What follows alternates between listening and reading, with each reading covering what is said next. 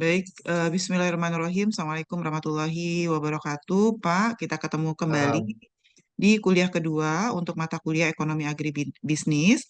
Materi kuliah hari ini sudah saya upload di ELE, jadi nanti bisa di-download juga di sana jika ada hal-hal yang ingin diklarifikasi kembali. Hari ini materi saya mengenai perilaku konsumen. Jadi kalau minggu lalu kita membahas bahwa di pasar itu ada 4 institusi yang terlibat, ada konsumen, ada produsen, ada pasar, dan ada kelembagaan. Maka hari ini kita akan bahas satu persatu dan kita mulai dengan perilaku konsumen. Saya izin share screen terlebih dahulu. Jadi ini adalah materi perkuliahan kita hari ini mengenai perilaku konsumen, permintaan, dan penetapan harga produk agribisnis. Jadi bagaimana kemudian konsumen itu nanti bisa meng-create permintaan dan menetapkan harga. Eh, ini isi materi kita hari ini terdiri dari 4 bagian. Yang pertama adalah teori utilitas atau kepuasan. Yang kedua adalah maksimal utility atau kepuasan maksimum. Yang ketiga adalah keseimbangan konsumen. Dan yang terakhir nanti adalah penentuan kurva permintaan. Jadi kalau selama ini kita mengetahui ada kurva supply dan supply demand ya Pak. Jadi selama ini kan kita pahamnya ada kurva supply, ada kurva demand. Nah, hari ini sebetulnya kita akan mempelajari bagaimana kurva demand ini diturunkan. Kira-kira gitu. Kok bisa sudutnya negatif gitu. Itu kita akan bahas mulai dari teori kepuasan. Minggu depan kita akan khusus membahas bagaimana perilaku produsen. Saya mohon izin, kita mulai dengan teori yang pertama adalah teori utilitas atau kepuasan. Jadi, kalau kita bicara konsumen, ketika konsumen memutuskan untuk mengkonsumsi sesuatu, maka konsepnya tentu utilitas. Apa itu utilitas? Utilitas adalah tingkat kepuasan yang diperoleh oleh konsumen ketika dia mengkonsumsi barang atau melakukan aktivitas jasa tertentu. Dalam analisis ekonomi, utilitas sering digunakan untuk mengembangkan urutan preferensi sekelompok barang. Jadi misalnya saya punya 3 barang, barang A, barang B, barang C, maka saya bisa mengurutkan mana barang yang memberikan saya kepuasan paling tinggi. Biasanya barang yang memberikan kepuasan paling tinggi itu pasti utilitasnya terbesar. Jadi konsumen akan selalu lebih dahulu mendahulukan barang-barang yang memberikan utilitas terbesar dibandingkan dengan barang-barang yang menurut dia nggak terlalu dia prefer. Ini adalah kurva indifference. Jadi kalau kita bicara utilitas, maka utilitas itu tadi disampaikan biasanya adalah kombinasi dari beberapa barang dan secara grafis akan digambarkan dalam kurva yang namanya kurva indifference atau indifference curve. Jadi kurva indifference ini menunjukkan preferensi konsumen, kesukaan konsumen yang didasarkan pada asumsi bahwa konsumen dapat membuat urutan alternatif yang disukainya. Jadi, kurva indifference ini adalah kurva konsumsi barang konsumen. Ini di sebelah kanan, misalkan konsumen itu mengkonsumsi barang X dan mengkonsumsi barang Y. Jadi ada 2 barang yang dia konsumsi jadi utilitas itu dipengaruhi oleh konsumsi barang X dan konsumsi barang Y. Nah, ketika di titik A, kita lihat di titik A, jumlah barang yang dikonsumsi itu hanya sebesar Y1 untuk Y dan X-nya sebesar X1. Tetapi berbeda dengan di titik C. Di titik C, barang Y yang dikonsumsi itu lebih kecil menjadi Y3, tetapi barang X yang dikonsumsi menjadi lebih banyak. Dan ini bisa membuat satu kurva indifferent. Jadi titik titik potong antara A, B, dan C itu kalau kita tarik membentuk satu kurva indifference.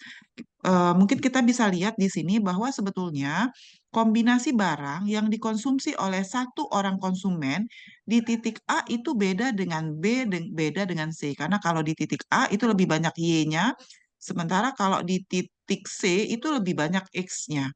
Tetapi yang perlu kita catat, yang perlu kita ingat adalah di sepanjang kurva indifference, walaupun kombinasi barangnya berbeda, tapi tingkat kepuasan yang diperoleh konsumen itu sama.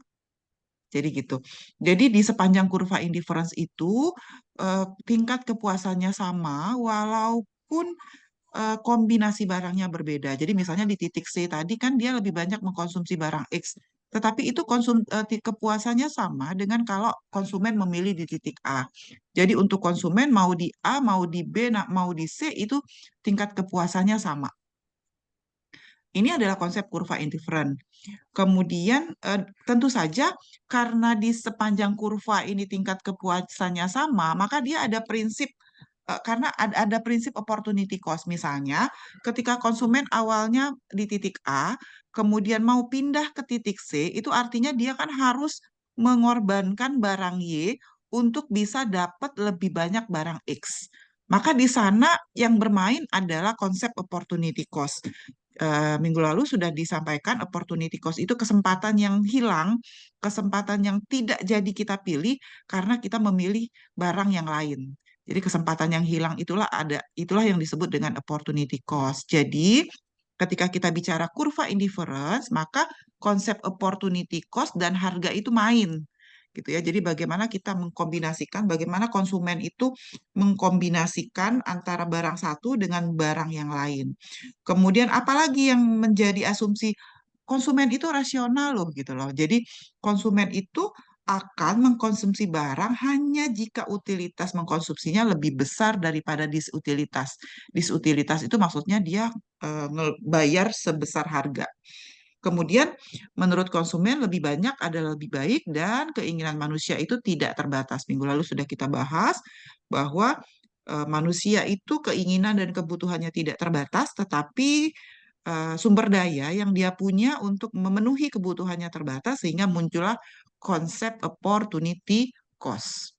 Bapak boleh langsung tanya kalau ada yang mau ditanya ya Pak, nggak usah tunggu selesai sebetulnya. Boleh Ketiga, izin Bu, boleh izin Bu. boleh emang nggak Pak? Silakan Pak. Nah, ini menarik nih Bu, terkait dengan kurva indifference nih. Kalau Mm-mm. dalam kondisi yang Oke. panik buying, khusus Heeh. sembako. Sembako sebenarnya juga bukan urutan kebutuhannya konsumen. Jadi Mm-mm. pada saat kondisi saat ini seperti harga beras di atas 1.000, kemudian ada isu El Nino akan berkepanjangan, ini kan ada potensi konsumen akan panik buying. Nah, bagaimana dengan konsep ini? Nah, panic buying itu sebetulnya bagian dari rasional behavior bahwa konsumen itu Hmm, rasional gitu. Dia ya, tentu ingin memenuhi kebutuhannya, dia tahu bahwa kebutuhannya tidak terbatas gitu loh Pak. Sementara tadi sumber daya El Nino dan climate change itu membuat sumber daya yang sebelumnya sudah terbatas gitu ya, sekarang menjadi makin terbatas sehingga sebetulnya panic buying itu adalah bagian dari rasional behavior. Nah, persoalannya adalah kalau dia nanti kita akan bahas sebetulnya keputusan untuk mengkonsumsi itu tidak hanya berhenti pada kurva indifferent ya Pak, nanti akan ada garis anggaran. Nah, ketika kita ketemu dengan garis anggaran itulah konsumen akan memutuskan mau beli atau tidak. Terlepas nanti yang mendorong itu adalah kondisi normal atau panic buying, pasti konsumen akan tetap memperhatikan nah, budget dan akan tetap mempertimbangkan harga. Nah, nanti kita akan bahas sampai ke sana. baik, masih Bu. Baik, makasih Pak pertanyaannya. Yang ketiga, asumsinya adalah preferensi. Tadi sudah disampaikan, pasti kalau konsumen punya pilihan lebih dari satu, dia akan coba urutkan mana yang lebih dia suka dan biasanya yang lebih dipreferensi, yang lebih disuka itu akan memberikan utilitas lebih tinggi. Nah, yang keempat, nah ini nanti kita akan bahas kaitannya sama panic buying. Budget constraint. Jadi ketika konsumen itu memutuskan untuk membeli sesuatu, ya maka dia tidak hanya mempertimbangkan apakah dia suka atau enggak gitu. Tentu punya constraint. Constraint-nya apa? Budget. Income yang dia punya berapa sih sebetulnya? Jadi nggak bisa juga membeli begitu saja. Jadi artinya ketika saya suka dengan satu barang, kemudian saya membeli begitu saja tanpa ada pertimbangan lain. Ada yang mengikat saya, ada yang membatasi saya ketika saya mengkonsumsi. Apa itu? Constraint budgetnya. Anggaran yang saya punya, pendapatan yang saya punya. Nanti kita akan bahas bagaimana maksimisasi kepuasan itu ketika dia dibatasi oleh budget. Dan tujuannya tapi tetap satu, dimanapun konsumen berada, konsumen maunya maksimum utility. Konsumen tetap mau kepuasannya maksimum walaupun nanti ada budget, ada garis anggaran yang membatasi kepuasannya. Oke, ini karakteristik kurva indifference tadi kita sudah saya sampaikan. Ini ya gambar kurva indifference kira-kira sehingga dia menunjukkan tadi saya sudah sampaikan di sepanjang kurva indifferent itu kepuasannya sama walaupun kombinasi barang berbeda. Kemudian yang kedua, preferensi konsumen itu bertingkat secara konsisten. Nanti ini kita akan bahas maksudnya bertingkat seperti apa. Kepuasan itu biasanya akan ditandai dengan makin banyaknya barang yang dikonsumsi dan kepuasan konsumen dicapai dari setiap kombinasi barang yang menghasilkan kepuasan total. Ciri-cirinya karena dia bentuknya seperti ini, kurva indifferent, jadi saya menggambarnya seperti ini dari kiri atas ke kanan bawah. Turun dari kiri atas ke kanan bawah. Mempunyai slope negatif. Kenapa slope negatif? Karena tadi kita sudah bahas kalau kalau Y-nya turun maka X-nya naik. Baik. Y-nya negatif. Kemudian kurva indifferent itu tidak akan pernah berpotongan. Dia tidak berpotongan dan kumpulan dari kurva indifference itu akan kita dapat namanya indifference map. Jadi, dalam perkembangannya, kurva indifference itu nggak cuma satu. Untuk satu konsumen itu, kurva indifference itu nggak cuma satu. Jadi, ketika terjadi peningkatan pendapatan, ketika pendapatan konsumen naik, itu pasti kurva indifference-nya naik. Jadi, tetapi misalnya ini I1, ini I2, tetapi kepuasan di indifferent kedua itu lebih tinggi daripada di indifferent satu. Hanya kombinasi kepuasan di sepanjang I2 itu selalu sama dan kombinasi kepuasan di sepanjang I1 sama. Tapi kepuasan I2 itu lebih besar daripada kepuasan I1. Naik lagi pendapatannya, pindah, naik lagi kurva indifference-nya. Naik lagi pendapatannya, naik lagi kurva indifference-nya. Seperti itu. Jadi, kalau sudah ada banyak kurva indifference seperti ini, inilah yang namanya indifference map. Tadi kita bahas indifference map. Jadi, sekumpulan kurva indifferent yang seperti ini, inilah namanya indifference map. Inilah indifference map. Atau seperti ini ya, gambar yang bagusnya itu seperti ini, indifference map. Jadi, saya hapus bentar. Oke. Nah, sekarang kita coba lihat. Kalau kita pakai prinsip yang tadi, kita punya dua kurva indifference, maka yang memenuhi syarat itu adalah kurva indifferent A dan bukan B. Kenapa B tidak memenuhi? Karena di dalam konsep teori kurva indifference itu tidak boleh berpotongan. Jadi ini yang bikin dia salah. Jadi kurva indifferent itu bisa terus naik atau ketika misalnya tiba-tiba terjadi pengangguran, kehilangan pekerjaan, maka kurva indifference-nya akan turun ke bawah. Kira-kira gitu. Jadi dia tidak pernah berpotongan. Nah ini tadi, mana yang kepuasannya lebih tinggi? Tadi saya sudah bahas bahwa yang atas ini kepuasannya lebih tinggi daripada yang bawah. Jadi I2 itu lebih besar, U2 lebih besar daripada U1 tingkat kepuasannya. Nah selanjutnya kita akan bahas, ini kurva indifference, selanjutnya kita akan bahas maksimal utility. Tentu konsumen ingin kepuasannya maksimum, sama ya dengan produsen. Produsen juga ingin kepuasannya maksimum. Begitu juga dengan konsumen. Kapan kepuasan maksimum terjadi? Jadi model utilitas itu adalah model ordinal, artinya dia bentuknya tidak kontinu gitu ya Pak. Jadi ada persamaan. Kalau ordinal itu ada fungsi matematis yang jadi syarat untuk bisa hadir gitu. Nah, syarat kepuasan maksimum itu kan tadi kan disampaikan bahwa kepuasan itu sebetulnya berkaitan dengan beberapa barang yang dikonsumsi oleh konsumen. Anggaplah konsumen hanya punya dua barang, X dan Y. Maka tadi disampaikan juga di depan, kalau barang X naik, maka barang Y turun. Kalau barang Y turun, maka barang X naik. Maka ada MRS. Apa itu MRS? Marginal Rate of Substitution. Jadi tingkat substitusi marginal antara barang X dan barang Y. Saya ulang ya Pak, jadi marginal rate of substitution antara X dan Y. Rumusnya dari mana?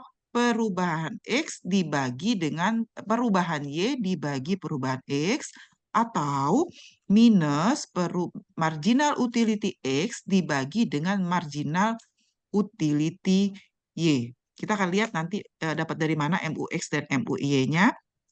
Nah, maksimisasi kepuasan yang syarat ini tadi hanya bisa dipenuhi ketika kita sudah ketemu dengan garis anggaran atau budget line. Jadi kita sebetulnya belum bisa bicara MRS kalau belum ada budget line. Jadi kita lanjut ke budget line. Nah, ini adalah marginal rate of substitution X dan Y. Menunjukkan jumlah barang X yang mau kita kurangi karena kita mau nambah jumlah barang X. Misalnya ini adalah konsumsi X, ini adalah konsumsi Y. Maka kita bisa lihat bahwa mulai dari titik A, B, C, D, E, itu jumlah barang X-nya selalu naik satu, nambahnya selalu nambah satu. Pada saat X nambah satu, barang Y-nya tuh selalu berkurang. Awalnya X-nya nambah satu, Y-nya berkurang tiga. X-nya nambah satu, Y-nya berkurang dua. X-nya nambah satu, Y-nya kurang satu. X-nya nambah satu, X-nya berkurang satu. Maka marginal rate of substitution itu adalah perubahan Y dibagi perubahan X. Min 3 bagi 1, min 3. Min 2 bagi 1, min 2. Jadi setiap titik perubahannya berbeda. Maka inilah tadi maksud dari rumus marginal rate of substitution antara barang Y dan barang X. Nah, tadi kita bicara tentang garis anggaran. Misalnya, saya punya uang 1 juta dan saya punya 2 barang yang mau saya beli. Gitu ya, Pak. Saya punya 2 barang, yaitu barang X dan barang Y. Anggaplah 1 juta ini adalah M. Maka barang saya itu semua akan teralokasi untuk Y dan X. Jadi artinya apa? Artinya saya nggak mungkin belanja melebihi 1 juta. Kalau barang X itu misalnya saya ambil, kalau barang Y itu barang Y dan barang X, kalau barang Y itu saya hargai misalnya price Y-nya adalah 100.000, 100.000. Kemudian price X-nya itu adalah 50.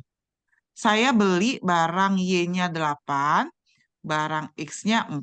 Maka kan sebetulnya total pengeluaran saya adalah 8 kali 100.000 untuk barang X ditambah 4 kali 50. Habis uang saya. 1 juta teralokasi. Kan nggak mungkin belanja lebih dari 1 juta. Maka kira-kira formulanya seperti ini, Pak. Bahwa harga barang X dikali dengan jumlah barang X yang saya beli, ditambah dengan harga barang Y, dikali dengan jumlah barang Y yang saya beli, itu harus lebih kecil sama dengan M. Kira-kira gitu. Atau kalau semua saya pakai, berarti dia sama dengan M. Jadi maksimal kita itu belanja kalau dia sama dengan M, maksimal kita itu belanja di garis anggaran ini. Nggak mungkin nggak di garis anggaran. Nggak mungkin di atas. Kalau di bawah mungkin, tapi artinya kita masih kalau kata orang Palembang tuh masih nyosok duitnya gitu. Kalau kita belanja di bawah, kita belanja di atas. Kita belanja maksimal di garis yang merah. Kalau di atas uangnya nggak cukup lagi. Kira-kira begitu. Nah, ini garis anggaran. Nah, garis anggaran ini juga bisa berubah, Pak. Jadi tadi misalnya nih eh, konsumen pendapatannya naik. Ketika pendapatannya naik, maka garis anggarannya akan naik dari A1 ke A2. Jadi perpindahan budget line atau perpindahan garis anggaran dari A1 ke A2 itu biasanya disebabkan oleh peningkatan pendapatan. Jadi income-nya naik. Yang pertama. Tetapi garis anggaran tuh juga bisa geser tidak linear. Ini kalau ini kan yang di gambar pertama, di gambar yang pertama tuh naiknya lurus ya, simetris. Kalau ini enggak nih. Y-nya nggak berubah sama sekali, tetapi A-nya nambah. Jadi bisa saja dalam satu kasus tertentu, misalnya harga barang X-nya turun. Kalau yang ini PX-nya turun. Kalau harga PX-nya turun, konsumen kan bisa beli barang X lebih banyak. Sehingga garis anggarannya tetap geser, tapi dia tidak simetris, cuma A aja yang geser. A-nya jadi bisa dibeli lebih banyak. Kira-kira gitu. Tetapi kalau gimana kalau Y? Kalau misalnya harga barang Y-nya yang turun, maka nanti Y-nya yang geser ke atas. Nah, kira-kira gitu. Itu kalau kalau yang ini adalah PY-nya yang turun. Ya, jadi garis anggaran bisa geser dengan simetris maupun tidak simetris. Kalau dia gesernya simetris, linier dengan kurva asal, itu penyebabnya biasanya adalah pendapatan. Tapi kalau dia hanya salah satu saja yang berubah, biasanya penyebabnya adalah perubahan harga. Nah, kepuasan maksimum di mana? Kepuasan maksimum secara teori terjadi ketika garis anggaran dan kurva indifferent itu bersinggungan, bukan berpotongan, bersinggungan. Jadi kepuasan maksimum itu diperoleh konsumen di titik C. Kenapa di titik C? Karena anggarannya habis, terpakai semua, kemudian kepuasannya di situ sudah maksimum. Ya, kenapa konsumen tidak memilih di D? Kan kepuasannya lebih tinggi daripada di C. Ya nggak, Pak? Tapi kenapa Pak nggak pilih di D?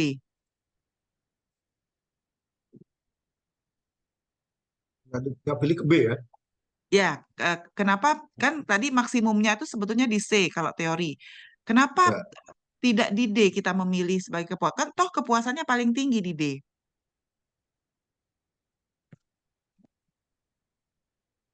jumlah barangnya, Jumlah jumlah barang, barangnya ya. ya sebetulnya kalau di D jumlah barang yang dikonsumsi lebih banyak, Pak. Kepuasannya lebih tinggi di D. Tapi kok kita tidak pilih di D? Eh, Varian X-nya yang lebih kecil Bu ya. Varian Excel lebih kecil. Ada yang lain, Pak. Coba Bapak perhatikan garis anggarannya. Garis anggarannya. Oh iya. Lebih hemat ya. Lebih hemat atau justru kalau di D kepuasannya jadi izin ya Pak, kalau di D Hmm. itu kepuasannya lebih tinggi tapi uangnya nggak cukup Pak. Kan garis anggarannya di sini. Ini garis anggarannya. Tadi saya sampaikan kita bisa belanja itu di bawah garis anggaran tapi tidak bisa di atas garis anggaran. Sama dengan lah ya. Iya, jadi Ya boleh.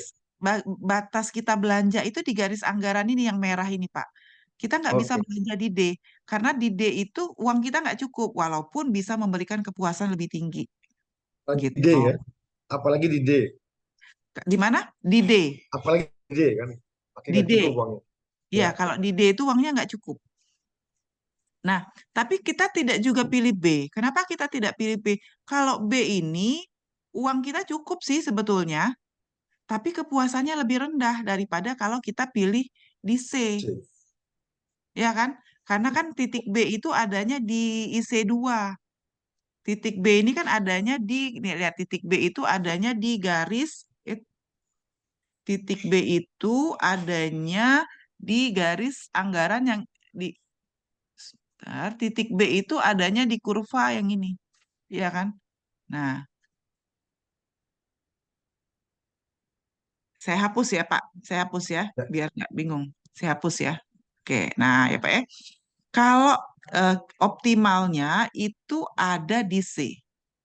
Karena di titik C itu eh, garis anggarannya kita dapat kepuasan maksimum dan uang kita cukup. Kita tidak pilih titik D. Kenapa kita tidak pilih titik D? Karena titik D itu walaupun dia memberikan kepuasan maksimum, kepuasan lebih tinggi, tapi uang kita nggak cukup. Anggarannya Uang nggak kita, cukup. iya, garis anggaran kita tuh hanya yang ini aja sebatas itu maksimalnya. Kita juga tidak pilih titik B. Titik B ini kan sebetulnya anggarannya cukup, dilewati kan oleh garis anggaran. Tapi kepuasan di titik B itu lebih kecil daripada kepuasan di titik C.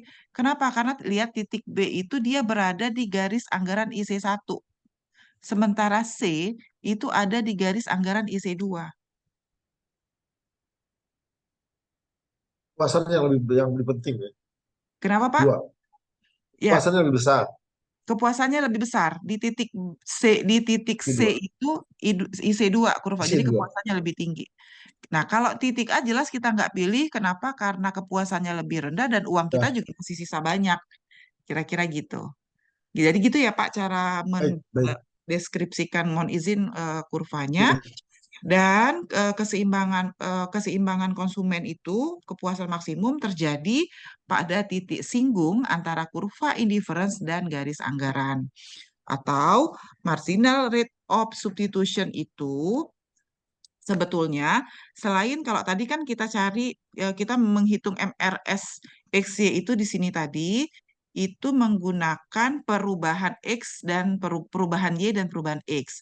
Tetapi ternyata setelah kita sampai ke garis anggaran dan kita tahu bahwa harga juga mempengaruhi keputusan untuk mengkonsumsi, maka marginal rate of substitution antara barang X dan Y itu juga dipengaruhi oleh selisih, dipengaruhi oleh Harga. rasio harga X dan Y. Jadi bukan hanya dipengaruhi oleh perubahan konsumsi barangnya. Gitu. Nah, ini contoh soal, misalnya pendapatan seorang PNS 2 juta, dia membelanjakan 30% untuk barang X dengan harga 10.000 per unit dan barang Y dengan harga 20.000 per unit. Kepuasan kedua barang dicerminkan oleh kurva utility 2QX dikali QY ditambah 4QX dan tentukan barang X dan Y yang akan mencapai kepuasan maksimum. Tadi kita disampaikan bahwa dia belanja 30% berarti belanjanya 600.000. Persamaannya tadi kan income adalah PX kali QX ditambah PY kali QY. Totalnya 600.000. Maka kita punya fungsi kepuasan Pak di depan. U itu adalah 2QX dikali QY ditambah 4QX. Marginal utility dari X itu adalah turunan pertama dari kurva yang ini. Maka dia diturunkan terhadap X. Ini ada X-nya di sini. Berarti tinggal X-nya turun, X-nya habis, berarti tinggal 2QY. Turunan dari 4QX adalah 4. Sementara turunan pertama D utility-nya terhadap QY itu langsung QY yang ini yang coret. Berarti tinggal 2Q yang ininya, yang ujungnya nggak ada. Syarat kepuasan maksimum tadi adalah marginal utility X sama dengan PX. Mohon maaf, marginal utility X dibagi PX sama dengan marginal utility Y dibagi Y. Kita masukin marginal utility X yang ini, marginal utility Y yang ini. Kemudian kita juga sudah punya informasi harga X dan Y di soal yang ini tadi. Informasi harga barang X dan Y. Nah, ini harga barang X dan Y-nya. Maka kita masukin 2QY ditambah 4 dibagi 10.000 sama dengan 2QX dibagi 20.000. Substitusi nanti dapat persamaannya QX sama dengan 2QY ditambah 4. Lanjut, kita punya garis anggaran 600.000. Ini persamaan kedua. 600.000 ditambah harga X 10.000 kali QX ditambah 20.000 kali QY. Lalu kita juga punya ini tadi. Yang ini dari hasil yang ini tadi ya. Kita punya ini. Maka 600.000 sama dengan 10.000 substitusi X. Ini kan ada X nih. QX-nya 2QY ditambah 4 ditambah 20.000 kali QY 600.000 sama dengan 20.000 QY ditambah 40.000 ini kali ditambah 20.000 QY maka 560 sama dengan 40 QY maka QY-nya 14. Balikan lagi ke persamaan ini. Tadi kan persamaannya adalah QX sama dengan 2QY ditambah 4, maka QX sama dengan 2 kali 14, masuk ke sini substitusi, ditambah 4, maka QX-nya 32. Jadi, kepuasan maksimum U sama dengan 2QX, QY ditambah 4QX itu terjadi adalah sebesar 1024. Nah, sekarang kalau kita mau gambar kurvanya, gambar kurva garis anggaran, kan kita tadi punya kurva seperti ini ya Pak. Ini kan berarti kurvanya tuh. Kira-kira harus nempel. Maka kita masukin, kita cari titik potong dengan sumbu X. Jadi kalau grafiknya 600.000 sama dengan 10.000 QX ditambah 20.000 QY, maka QX sama dengan 0, kemudian kalau QX sama dengan 0, berarti ini 0, maka QY-nya adalah 600.000 dibagi 20.000 itu adalah 30. Jadi ini adalah 600 dibagi 20. Kalau QY-nya 0, maka QX-nya, kalau yang ini kita nolkan, maka QX-nya adalah 600.000 dibagi 10.000. Ialah titik potongnya 0 sama 30 dan 60 sama 30.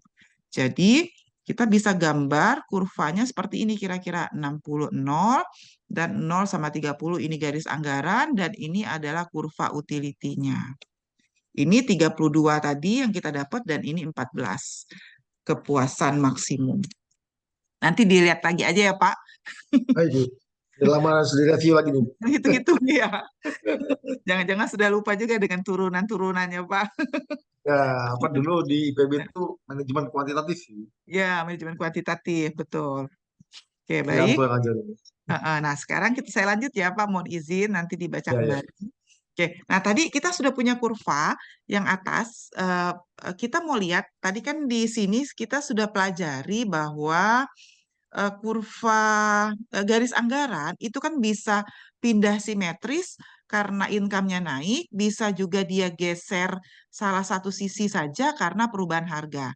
Jadi yang ini saya ulangi, itu terjadi kalau seandainya income-nya naik, maka garis anggarannya geser dari A1 ke A2. Tapi kalau harganya turun, turun salah satu harganya, maka garis anggarannya itu cuma yang ininya tetap, karena yang turun adalah harga barang X, maka konsumsinya tetap karena barang Y-nya tetap. Tetapi jumlah barang X yang dibelinya jadi lebih banyak, makanya kurvanya geser ke kanan. Titiknya geser ke kanan, tapi titik Y-nya nggak berubah. Jadi ada dua yang bisa menyebabkan pergeseran garis anggaran itu. Pertama income, yang kedua adalah harga. Ini akan kita bahas berikut ini, Pak, di bagian ketiga. Nah, di bagian ketiga, ini adalah kita akan gambar income consumption curve. Jadi tadi saya sampaikan bahwa income itu kan ada kecenderungan untuk terus meningkat setiap tahun. Jadi awalnya income-nya di A1, naik ke A2, naik ke A3, maka ketika income-nya naik, berarti indifference curve-nya juga naik dari IC1 ke IC2 ke IC3. Maka ada berbagai kombinasi maksimum. Nah, berbagai kombinasi maksimum ini kalau kita hubungkan, titik maksimumnya itu akan menghasilkan ICC. Apa itu ICC? Income Consumption Curve. Merupakan kurva yang menunjukkan kombinasi produk yang dikonsumsi untuk memberikan kepuasan maksimum kepada konsumen pada berbagai tingkat pendapatan. Jadi, kuncinya adalah perubahan pendapatan. Kalau kurva yang atas ini kita proyeksikan ke bawah, yang bawah ini kan X1, X2, X3. Sama ini X1, X2, X3. Kita proyeksikan ke bawah. Tadi kan dia naik dari A1, A2, A3 itu sebetulnya naik pendapatan. Berarti I1, I2, I3. Kemudian kita hubungkan titik potongnya, kita akan menghasilkan kurva Angel. Mungkin pernah dengar ya Pak Angel Curve, hukum Angel. Hukum Angel itu hukum dalam ekonomi yang menyatakan hubungan antara pendapatan dengan jumlah barang. Angel mengatakan kalau income-nya naik, maka jumlah barang Lebaran. yang konsumsinya juga naik. Itu namanya kurva Angel. Nah, jadi kurva Angel itu muncul karena ada perubahan pendapatan. Ya, jadi tadi di depan saya sudah sampaikan kembali bahwa garis anggaran itu bisa berubah karena perubahan pendapatan dan juga bisa berubah karena perubahan harga. Nah, yang kedua, garis anggaran itu berubah karena perubahan harga. Misalnya, harga barang X itu terus turun, Pak, sehingga garis anggarannya pindah dari A1 ke A2 ke A3. Ini karena price X-nya terus turun. Itu. Ya, dan tidak mungkin terjadi pada saat kondisi El Nino ya, Pak. Kalau kondisi El Nino Ya, tuh nanti kebalik, kurvanya ya. geser ke dalam malah.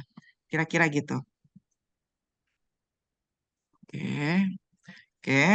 Eh, dan garis anggarannya pindah ke atas, maka kurva indifferentnya juga berubah, Pak. Nih, kurva indifferentnya berubah. Maksimumnya berubah, ya. Dan kalau kita hubungkan titik maksimumnya ini satu-satu, kita akan menghasilkan kurva PCC. Apa itu PCC? Price Consumption Curve. yaitu kurva yang menunjukkan kombinasi barang dan jasa yang dikonsumsi oleh konsumen yang memberikan kepuasan maksimum kepada konsumen pada berbagai tingkat harga. Nah, kalau kurva indifferent yang berubah karena perubahan harga ini kita hubungkan, kita proyeksikan ke bawah, jadi yang di bawah yang atas kita proyeksikan ke bawah. Kalau yang sebelumnya tadi di sininya income, sekarang di sininya harga, maka kita akan menghasilkan kurva demand. Jadi ini X1, X2, ini X1, ini X2, X3-nya kita proyeksikan ke bawah dari atas. Ini adalah perubahan harganya. Nah, inilah Pak kurva demand itu. Jadi kalau selama ini kita mengetahui, oh kurva demand, supply, demand gitu ya. Sebetulnya kurva demand itu turunnya eh, dari kombinasi maksimum antara garis anggaran dengan kurva kepuasan tadi, kurva utilitas. Jadi D, makanya demand itu adalah hubungan antara income dengan harga, salah. Kalau demand itu hubungan antara price dengan jumlah barang yang diminta. Kalau ini tadi, kalau kurva Angel hubungan antara income dengan jumlah barang yang diminta. Tapi kalau yang ini hubungan antara price dengan jumlah barang yang dia minta. Dan negatif. Jadi dari sinilah kurva demand itu turun. Oke, kemudian ketika kita bahas pergerakan kurva ini, Pak, sebetulnya ini kondisi normal barangnya. Kan di dalam ketika kita ketemu, mungkin saya yakin Bapak pernah dengar ada barang itu, ada barang normal, ada barang inferior. Barang inferior, kalau barang normal itu misalnya ketika ketika harganya naik, konsumen pasti turun permintaannya. Tapi kalau barang inferior tuh terbalik. Justru kalau barang inferior, kalau harganya turun, justru konsumsinya juga turun. Kan ada gitu ya dalam ekonomi itu.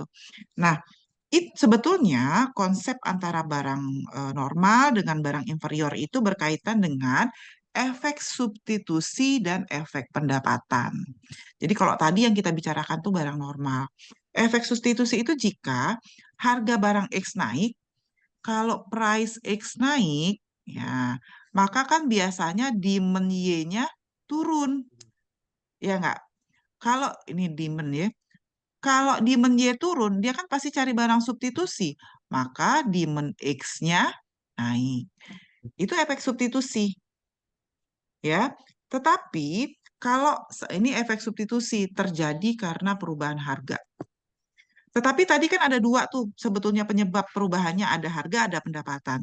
Jika pendapatan turun, nah jadi ada yang namanya efek pendapatan di mana naiknya harga barang X itu akan berakibat pada penurunan relatif pendapatan. Jadi ketika ada situasi di mana ketika harga barang X naik, itu konsumen justru ngerasa pendapatannya turun karena jumlah barang yang dia beli jadi lebih dikit gitu ya. Jadi pendapatan realnya tuh jadi turun. Nah, itu namanya efek pendapatan. Nah, ini berpengaruh terhadap pergeseran kurva tadi, Pak. Jadi, eh, kalau yang kita bahas yang pertama ketika indifference curve-nya tuh bentuknya negatif, salah, ketika demand-nya negatif seperti ini bentuknya, itu sebetulnya kita sedang bicara tentang barang normal atau barang superior. Artinya, untuk barang-barang normal atau superior, kan demand itu mengatakan kalau harga naik, maka di harga barang X naik, maka demand X-nya akan turun, maka kurvanya negatif. Ya, maka ketika kita bicara seperti ini, itu kan sebetulnya kita bicara tentang barang normal atau barang superior. Jadi eh, hukum permintaan berlaku. Tetapi pada kasus-kasus tertentu, kita akan ketemu dengan barang inferior. Barang inferior itu, Pak, ketika kita ketemu barang inferior, kalau misalnya nih harga barang X turun, dia geser ke tadi ini kan harga barang X turun. Awalnya kurva indifference-nya garis anggarannya di A1, kurva indifference-nya di IC1. Harga barang X-nya turun, kurva indifference-nya geser ke A2, kepuasannya naik ke IC2. Kalau barang normal, awalnya tingkat eh, tingkat maksimum, kepuasan maksimumnya di A, maka nanti dia akan geser di B dengan cara menambah jumlah barang X yang dikonsumsi. Jadi awalnya A, sekarang jadi B. Makanya kurvanya gesernya ke kanan, negatif. Tetapi nanti kalau kita ketemu dengan barang inferior, dia gesernya nggak ke sini. Tadi kan ke sini ya Pak, Kalau barang inferior, salah, kalau barang normal. Kalau barang inferior justru setelah harga turun, dia ngurangi permintaan. Kurva interferennya gesernya ke atas, Pak. Gesernya ke atas, sehingga untuk barang inferior atau barang given, itu kurva demand-nya justru sudutnya positif. Gitu. Ya, beberapa jurnal menunjukkan saat ini yang berperilaku sebagai barang inferior itu misalnya garam, ubi kayu. Itu di level rumah tangga, garam, ubi kayu itu masuk barang inferior saat ini. Tapi kita perlu riset lagi.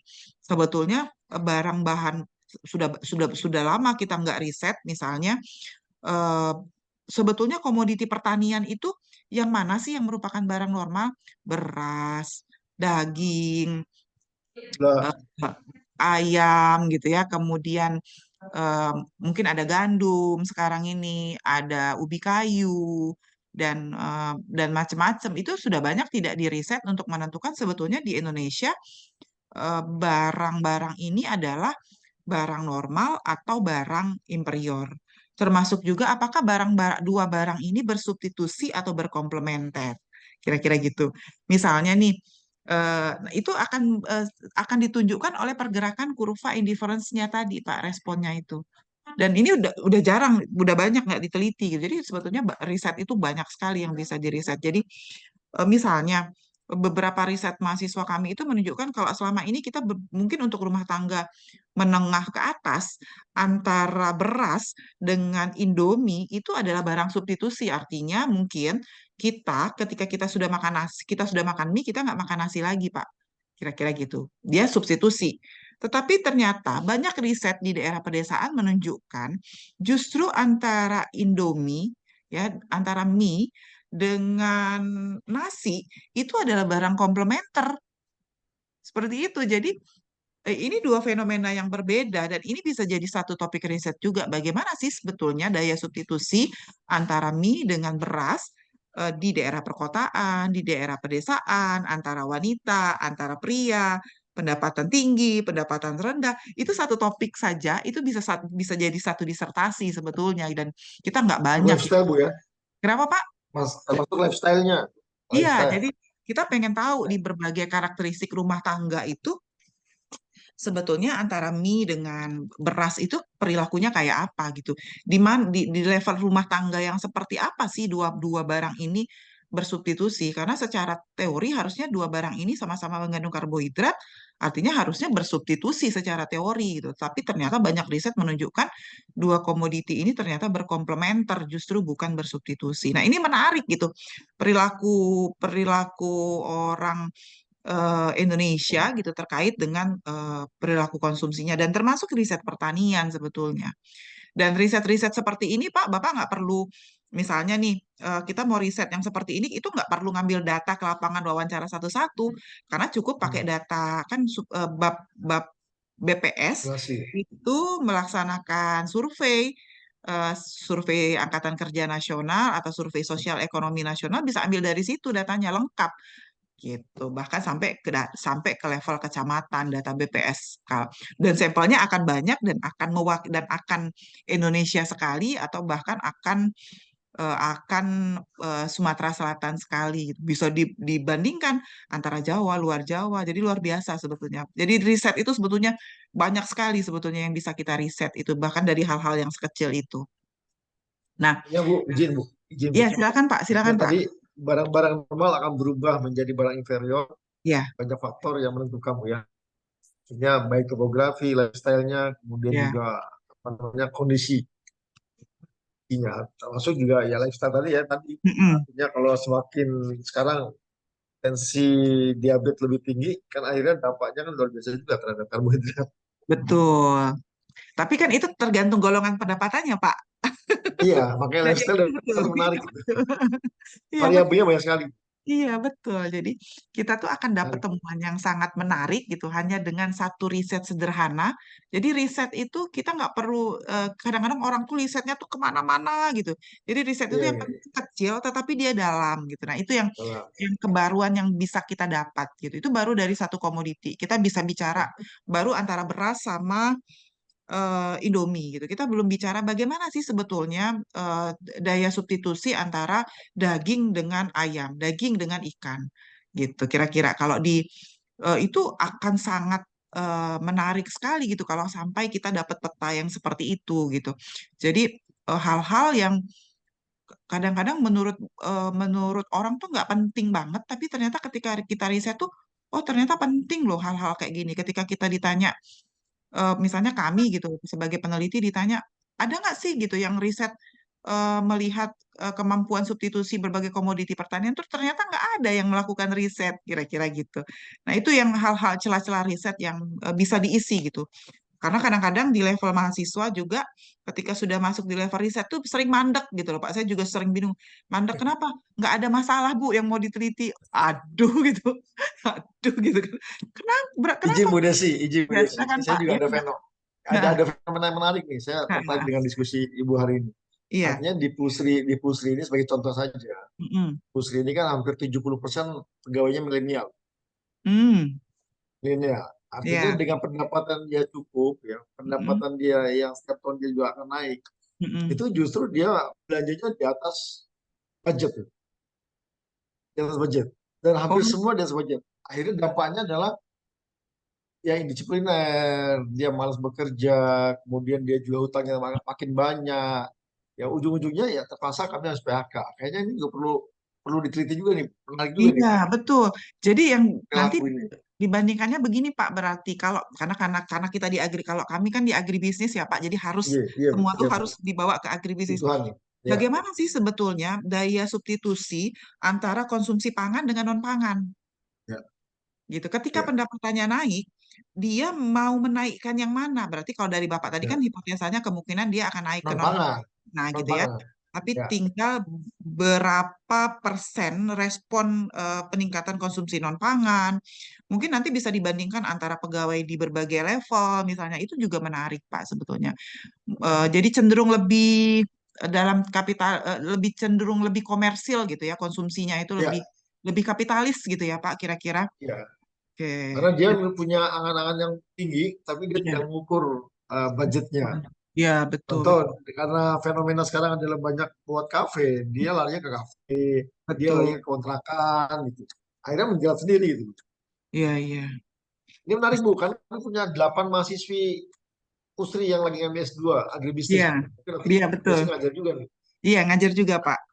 Nah, nanti dia saya arahkan ini perlu diteliti. Jadi 8 masa nggak ada yang meneliti di internal gitu. Iya, betul, betul. Iya, iya, baik, baik. Baik, Ya, Bapak, ada makasih lagi? Bu. Makasih Sama-sama. Bu. Iya, ada lagi, Pak, yang ingin disampaikan? Silakan. Sementara itu dulu Bu, terkait dengan Oke, yang kurva tadi nanti saya dalami lagi Bu. Saya baik. ulangi lagi. Ya, Karena baik. MKM, pelajaran MKM di S2 agribisnis waktu itu lumayan seru gitu. Oh, iya. Baik, terima kasih banyak, Pak. Saya tutup kuliahnya. Mohon maaf lahir dan batin. Wassalamualaikum warahmatullahi wabarakatuh. Waalaikumsalam. Terima Pak, kasih Bu ya, Desi. saya langsung end Sukses meeting ya, selalu Bu. Pak. Ya, amin. Baik Terima Bu. kasih.